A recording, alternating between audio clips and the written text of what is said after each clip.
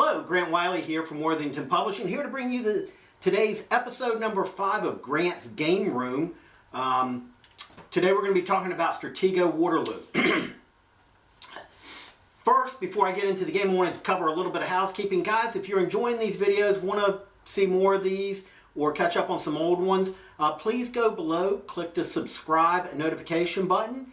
Currently we're posting on Mondays, Wednesdays, and Fridays. However, I may go to 5 days a week as we go forward with gaming news from around the gaming world, interviews, convention updates, things like that. Second, today is September 18th. Today at 5 p.m. if you're watching this, we are going to be launching a Kickstarter campaign, Worthington Publishing, on Kickstarter. It's Hold Fast Tunisia. It's volume number 6 of our World War II Hold Fast series. This one's designed by Matt Luby. The campaign will be running until October 9th. So if you're watching this October 8th, you still got until 8 p.m. tomorrow night to place an order. Go out and look at it. We've got the rules posted, pictures. At some point I'll be posting a playtest session using the playtest components, and you can follow us then. We appreciate you viewing and watching these. These aren't advertisements for Worthington. These are games on my game shelf that I play and think you should too. So let's get into it. What you get with this Stratego Waterloo. This came out in 2015 for the 200th anniversary of the battle. And the designer on this, I'll tell you by the end I hope, did a great job. I believe he's Belgian, not Belgium, not a nation, and he wanted to pay homage to the battle. He did a fantastic job. If you look at this box, this is a full color illustration of the battle. It's got the big Stratego on here, but 200-year Waterloo, relive and refight the Battle of Waterloo. Fantastic cover. Huge box, good sturdy box. I've had this for a year and a half now, no breaks, no problems with the box. Full color rules, lots of graphic explanations. Beautiful, beautiful rules. There's 3 versions of the game in here. There's the basic game, there's a standard game, and there's a expert game for war gamers. None of these are overwhelming. If you've never played a war game before and just want to play a Stratego-like game, you'll love it. This has some history. If you're a war gamer, it's got enough meat here that you will enjoy this. You can play it in under 2 hours. The history, as you know, I love war games, history games that have the history baked into the system. It doesn't beat you over the head with exceptions and special rules, 37 pages of special rules for, a piece that appears for 2 seconds in the game. This is a good, meaty game. You'll be up and playing in 10 minutes. You can read the basic game. The first time I played this, it was with my 12-year-old granddaughter because she enjoys war games, believe it or not. And we played this. She enjoyed it. She actually won. The other components. You get a beautiful mounted board of the Waterloo battlefield. Now it doesn't have Huguenot and Plaisannot and La Haye-Saint on here. That's added. And I'll show you how that goes about. But it's a standard Stratego board. I'm sitting at the French side of the board. When you set up your pieces, a standard Stratego, you've got your pieces facing you. Your opponent doesn't know what he's facing. Unlike standard Stratego, though, your pieces have either on their back facing your opponent, cavalry, infantry, or artillery. So your opponent knows what type of piece he's facing. He doesn't know the strength. And it's really cool how it works. You take all your pieces and set them up on your four rows of the board here. The opponent does the same thing. You can keep up to 10 pieces in reserve. Excuse me, I got a little bit of a cough this morning. In the game box, you get terrain tiles for exactly what I talked about. Mud, Plaisannot, Huguenot, and the town on the west side where the Prussians come in. You get a battle die, and I'll explain this in a minute. You get cards. You get 15 maneuver cards and 6, 3 British, 3 French cards. And I'll say Allied, not British. 3 Allied cards, 3 French cards. And on the front of these, there's 4 numbers. 9, 10, 11, 12, 5, 6, 7, 8, 1, 2, 3, 4. And what these are is before the game in the basic game, you pick a row that is your supply line. So if I wanted the French left to be my supply line, I would pick numbers 1, 2, 3, and 4. That would card I'd place face down so the Allied player wouldn't know what it is. His goal is to get 2 pieces in my supply line. If he does that, he wins. In the standard game, it's get 2 pieces on my supply line and eliminate Napoleon. And in the expert game, there's a whole different mechanism. You win the battle by doing that, but then you go into a pursuit to see if you destroy the opponent's army. Really cool. And it's pretty easy, but it's really cool. The pieces, your standard looking Stratego pieces. The difference here is not only do you get a number, but you get a type. There's 2 types of cavalry. There's light cavalry, heavy cavalry. There's 2 types of infantry, light infantry and heavy infantry. And there's 1 type of artillery. You get a main general as well as an aide general. You get Napoleon as your main general and Ney as your co-commander, sub-commander. You get Wellington and I want to say, I can't remember who the other Allied general is. You also get the Prussians that come on the field late in the game. As you would expect, the light infantry are strengths 1 and 2. The heavy infantry 3, 4, 5, 6 for your light guard infantry. Your light cavalry strength 1 and 2. Heavy cavalry 4, 5, and 6. I'm going to show you some of the examples of play. I'm going to show you a couple different things, and then we'll just go over a final review. We're going to cut to the board. I don't mean to look away from you so much, but I want to look at the pieces before I show them to you. I'll take some pictures, post those, and let's get into a little bit of gameplay and show you what happens here. Let's get into a little bit of gameplay. Okay, these are your pieces shown on the board. I'm going to review the 6 types of game pieces as we go through this. Light infantry have a strength of 1 or 2. They can move 3 spaces and can move in any direction. So we're going to start with this gentleman here. Let's get him in focus. We're going to center the board. And he can move 1, 2, 3 straight ahead. He can move 1, 2, 1. Any 3 directions he wants for light infantry. And the beauty part of this is it's standard Stratego. If a 1 attacks a 2, my 1's eliminated. If a 2 attacks a 1, the 1 is eliminated. So it's standard Stratego. There's not a whole lot of different tricks or anything like that. The cool part is when 2 pieces of the same strength attack each other. So say a 1 attacked a British 1, and he's not a British 1, but we're just going to lie and say he is. You then roll this battle die. If, let's see, let's just review this and make sure we're right. You then re-roll the battle die, and if it comes up a blue, the blue piece wins and the red piece is eliminated.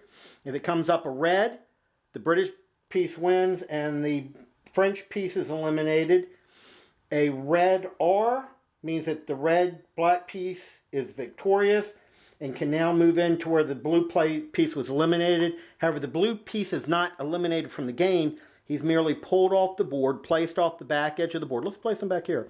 And he can be moved back onto the board, but the French player has to spend an action to do it. We'll explain actions in a minute. I wanted to review battle and the pieces first.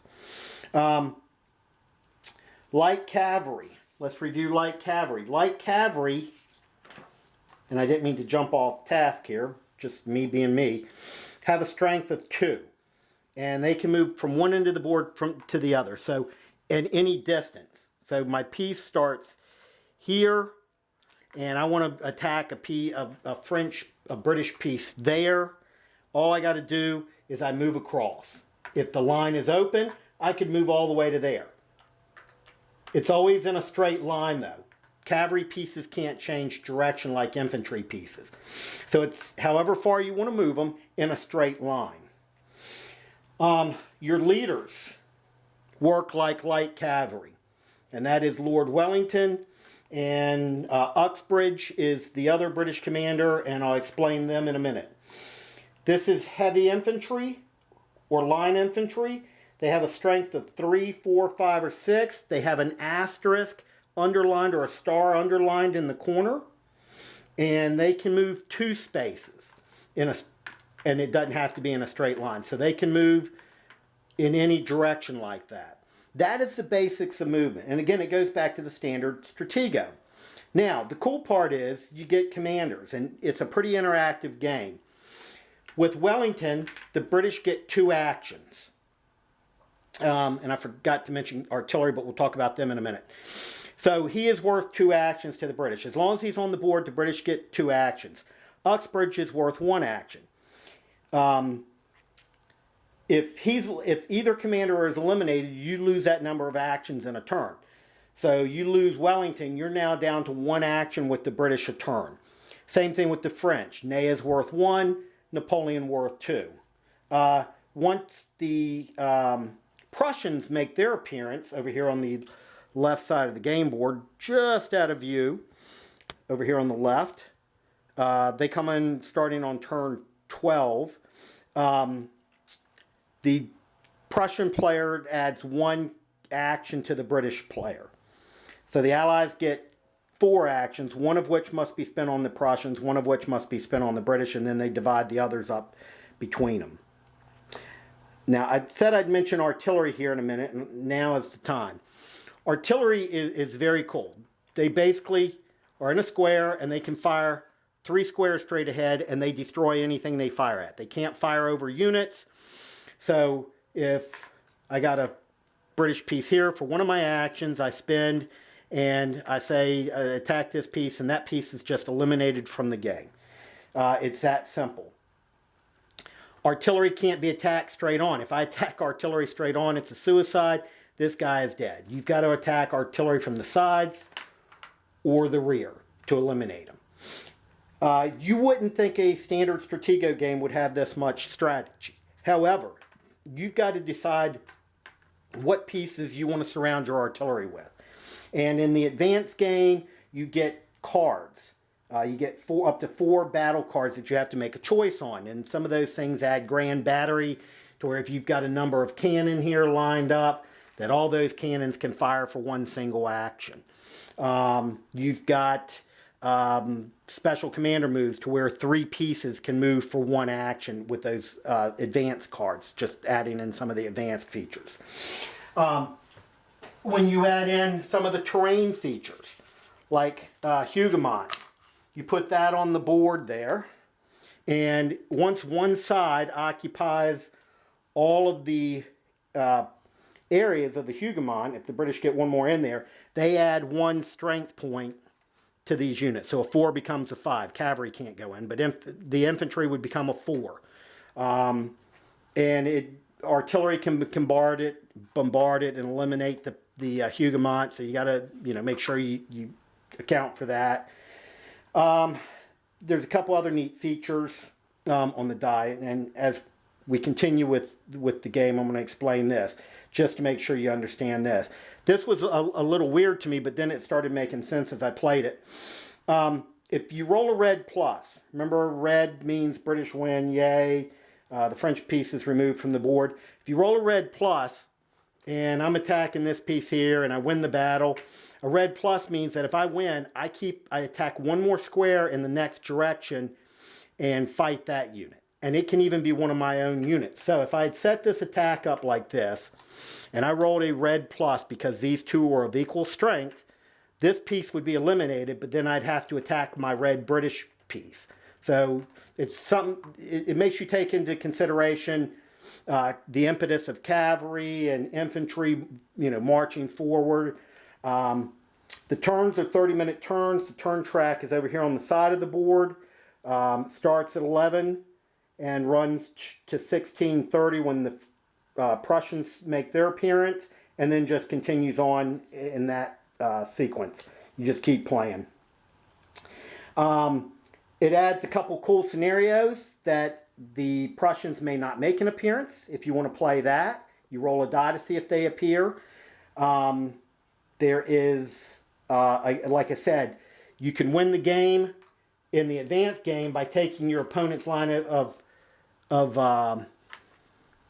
supply communication, in which case you then go into a whole thing about of pursuit, and whoever eliminates the most pieces during the pursuit wins the war. So you can win the battle and lose the war, or you know, it continues on, and you know, Napoleon wasn't defeated as bad as he historically was. I know I jumped around a bit, but I did it for a reason. I wanted to show some of the different aspects. Again, you can see it's a cool looking board, and the French have 47 game pieces. The British have 45, so the French are stronger to start, and their pieces are stronger. Not only are they numerically stronger, but strength-wise they're stronger. They've got more elite, more artillery, and more heavy cavalry, until the Prussians come in, when the Prussians add 13 units to the British. So can you beat the British before the Prussians come in? The old historical question. Guys, this is a brilliant game.